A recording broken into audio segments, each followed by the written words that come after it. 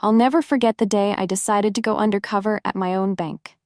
My name is Marcus Johnson, and I'm the CEO of First Horizon Bank, a small but growing bank in the heart of the city.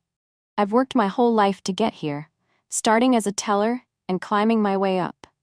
But no matter how high I climbed, I never forgot where I came from, or the struggles my community faces every day. I grew up in a neighborhood where banks weren't exactly welcoming places. I remember my mom telling me stories about how she'd been treated when she tried to open an account or get a loan. She'd say, "Marcus, they look at us like we don't belong there."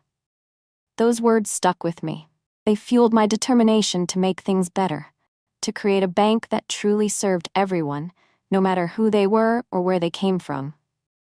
But lately, I'd been hearing whispers. Customers, especially Black and Latino customers, were complaining about being treated differently. They said they felt watched, questioned, and dismissed. At first, I didn't want to believe it. I thought, not my bank, not after everything I've done to make it inclusive. But the whispers kept coming, and I couldn't ignore them anymore. So one morning, I woke up with an idea. I wanted to see for myself how my bank treated its customers, especially people who looked like me. I'm a Black man, and I know how it feels to be judged by the color of your skin before anything else. I wanted to experience it firsthand, to understand what my customers were going through. I put on an old pair of jeans, a worn-out hoodie, and a baseball cap. I didn't look like a CEO anymore. I looked like an ordinary guy trying to make ends meet. I even left my watch and wedding ring at home.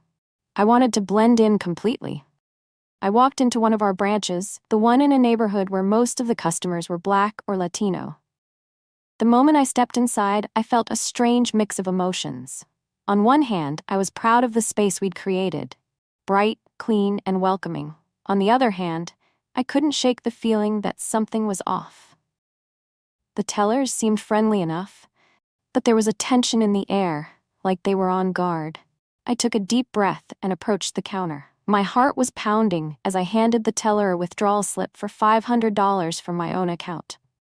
I'd made sure there was plenty of money in it, so there shouldn't have been any issues. The teller, a young woman with a polite smile, took the slip and started typing on her computer. Then she paused. Her smile faded, and she looked at me with a hint of suspicion. "I'm sorry, sir," she said, "but I can't process this withdrawal right now. I'll need to speak with my manager." My stomach dropped. "Why?" I asked, trying to keep my voice calm. "Is there a problem with my account?" She hesitated. "It's just standard procedure," she said, but her tone didn't feel right. It felt like she was hiding something. A few minutes later, the branch manager, a middle-aged man with a stern expression, came over. He glanced at me, then at the slip, and then back at me. "Sir, we're going to need some additional identification before we can process this," he said firmly. "I gave you my ID," I replied, trying to keep my frustration in check. "What else do you need?" He didn't answer right away. Instead, he leaned in and lowered his voice. "We just need to be careful," he said. "We've had some issues lately." I felt a lump in my throat. I knew what he meant. They thought I was trying to steal money. They thought I didn't belong there. And it wasn't because of anything I'd done. It was because of how I looked. I wanted to scream. I wanted to tell them who I was, to demand an explanation. But I didn't. I just stood there, feeling small and invisible, the way I had so many times before I became CEO. It was like all the progress I'd made, all the barriers I'd broken, didn't matter in that moment. I was just another Black man being treated like a suspect. Finally, after what felt like forever, they processed the withdrawal. But the damage was done. I left the bank with my $500, but my heart was heavy. I couldn't stop thinking about all the people who'd been treated this way, people who didn't have the power or the position to fight back.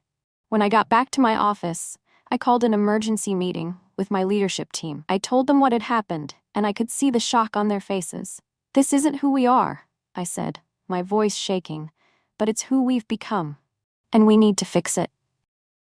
That day changed everything for me and for the bank.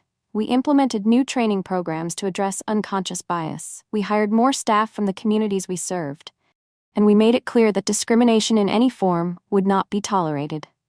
It wasn't easy, and it didn't happen overnight, but I knew we had to do better. because no one should ever feel the way I felt that day, like they didn't belong in their own bank. Looking back, I realized that going undercover was one of the hardest things I've ever done. But it was also one of the most important. It reminded me why I started this journey in the first place, to create a place where everyone feels welcome, no matter who they are. And I won't stop until we get there. Hey everyone, if this story moved you, if it made you think, or if it reminded you why we need to keep having these conversations, please take a moment to like this video. It really helps spread awareness. I'd love to hear your thoughts, so drop a comment below. Have you ever witnessed or experienced something like this? Let's talk about it.